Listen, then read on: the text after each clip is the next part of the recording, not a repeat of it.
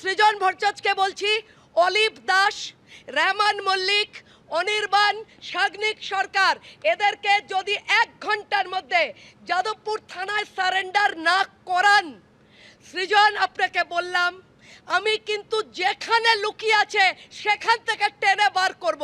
সারা রাত তাণ্ডব চলবে আজ, সারা রাত তাণ্ডব চলবে আজ।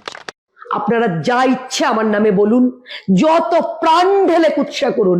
আপনারা তো বলেন না শতরূপ যে আপনারা লিঙ্গ বৈষম্য মানেন না, ইকুয়াল জেন্ডার নিয়ে কথা বলেন, একটা আকাশের অর্ধেক নারী অর্ধেক পুরুষ। কিন্তু আমরা দেখছি গত পরশু থেকে আপনাদের যে আলিমুদ্দিন হোয়াটসঅ্যাপ এবং ফেসবুক গ্রুপ, তারা শুধু আমার লিপস্টিক, কাজল, টিপ এই সমস্ত কিছু, অর্থাৎ গালের টোল থেকে শাড়ির আঁচল, এর মধ্যে সীমাবদ্ধ রয়ে গেছেন।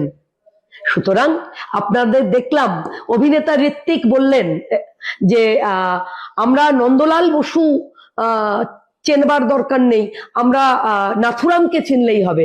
আমি অভিনেতা ঋত্বিককেও বলছি যে এমব্লেমটা সেটা না খুলে পড়ে গেছে, কারণ একটা সূক্ষ্ম তার দিয়ে ওটা লাগানো ছিল, এগুলো তার জানেন না।